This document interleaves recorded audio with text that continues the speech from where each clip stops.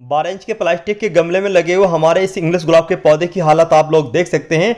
हमारे इस गुलाब के पौधे पर फूल आने की बात तो दूर, हमारे इस पौधे की ग्रोथ ही बिल्कुल रुक चुकी है। इस पौधे पर जो भी पत्तियां थी सारी पत्तियां झड़ चुकी हैं और सिर्फ टहनियां ही बाकी बची हैं। जब सारी टहनियां बाकी बची हुई थी तो हमने इस पौधे की हल्की फुल्की कटाई छटाई कर दी, इसको हल्का फुल्का प्रून कर दिया। प्रून करने के बाद हमने इसमें एक बेहतरीन ऑर्गेनिक फर्टिलाइजर इस्तेमाल किया। उसके इस्तेमाल करने के कुछ ही दिनों के बाद हमारे इस गुलाब के पौधे की ग्रोथ तो स्टार्ट हो ही चुकी है, लेकिन जैसे कि यहाँ पर आप लोग देख सकते हैं हमारे इस गुलाब के पौधे पर काफ़ी सारे फूल और कलियां भी आना शुरू हो चुके हैं।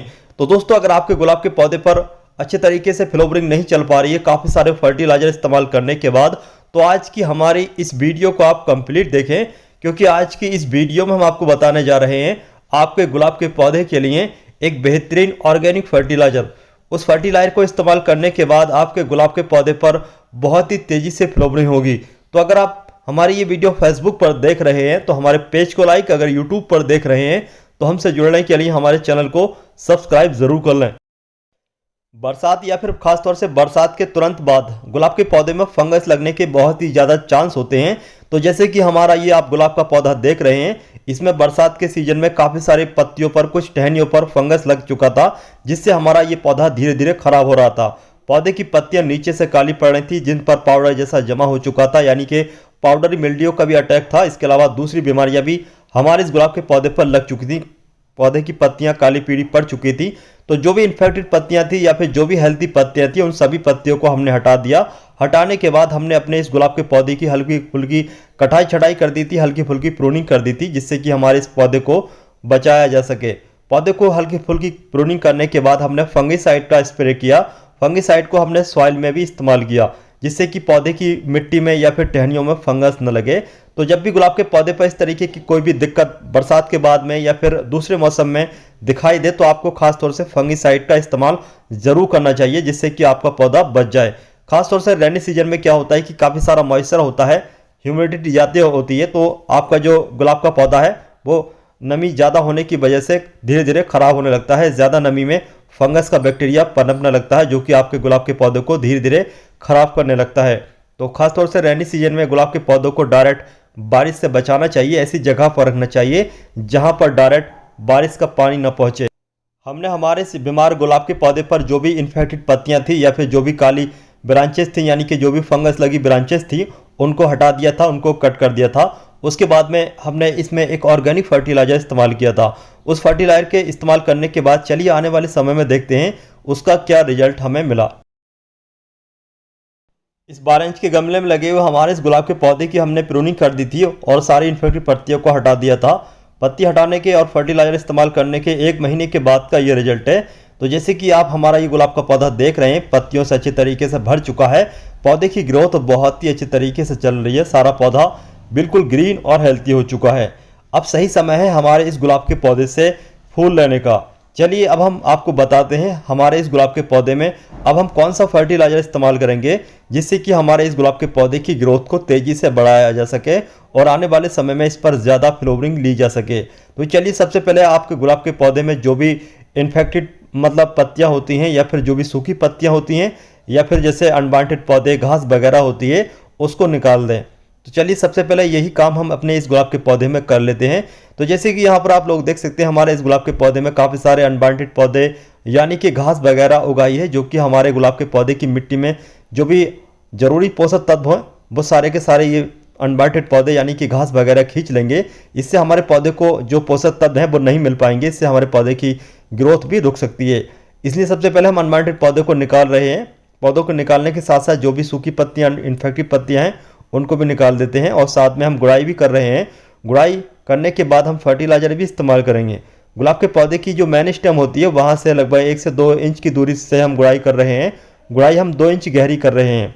अच्छे तरीके से गुड़ाई करने के बाद चलिए अब हम जो भी ये अनवांटेड पौधे घास वगैरह है सबसे पहले इसको निकाल लेते हैं। इस तरीके से जड़ सहित आपको इन अनवांटेड पौधों को निकालना होगा। अगर आप इनको ऊपर से ही कट कर देंगे तो ये फिर से अपनी ग्रोथ स्टार्ट कर देते हैं। इससे पौधे की मिट्टी में काफ़ी सारे ज़रूरी पोषक तत्व कम हो जाते हैं, इससे पौधे की ग्रोथ रुक जाती है।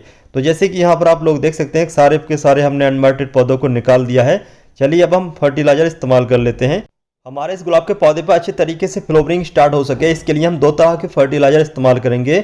सबसे पहला है ये चौक। चौक के अंदर काफ़ी सारा कैल्शियम होता है। कैल्शियम के इस्तेमाल करने से आपके गुलाब के पौधे पर बहुत ही तेज़ी से फ्लावरिंग स्टार्ट होती है। लेकिन खाली आपको चौक ही इस्तेमाल नहीं करना है, इसके साथ दूसरा फर्टिलाइजर भी इस्तेमाल करना है, तभी आपके गुलाब के पौधे में अच्छा रिजल्ट मिल सकता है।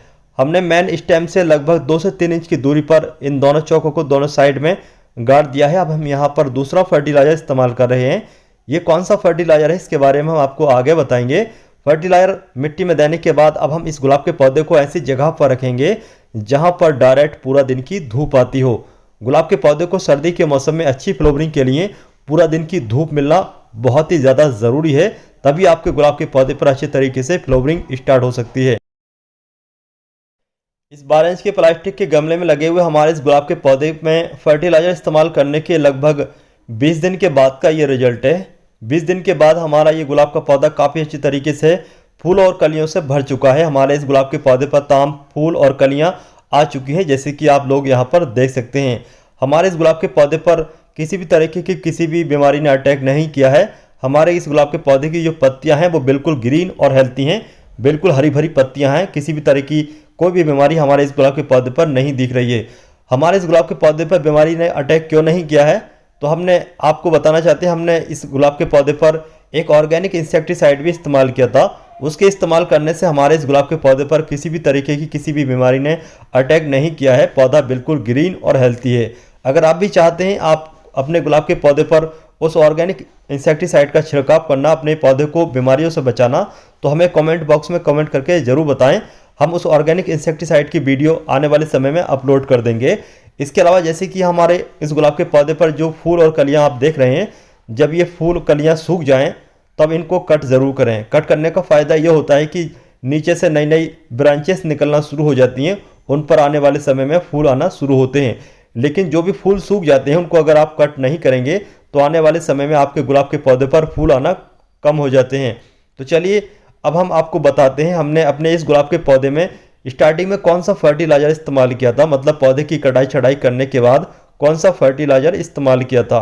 तो चलिए हम आपको बताते हैं। तो जैसे कि यहाँ पर आप लोग देख सकते हैं, सबसे पहले हमने हमारे गुलाब के पौधे की मिट्टी में जो भी अनवांटेड पौधे थे, घास वगैरह थी या फिर जो भी सूखी पत्तियाँ, इनफर्टिल पत्तियाँ थी, उनको अच्छे तरीके से साफ कर लिया था, अच्छे तरीके से निकाल दिया था।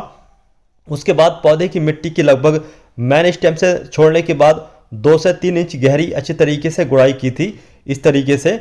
और गुड़ाई करने के बाद हमने अपने गुलाब के पौधे की मिट्टी सारी की सारी जो हमने गुड़ाई की थी, तो वो लगभग 2 इंच गहरी मिट्टी को बाहर निकाल लिया था। जैसे कि यहाँ पर आप लोग देख सकते हैं, इस तरीके से हम गुड़ाई कर चुके हैं। गुड़ाई करने के बाद चलिए इस मिट्टी को निकाल लेते हैं।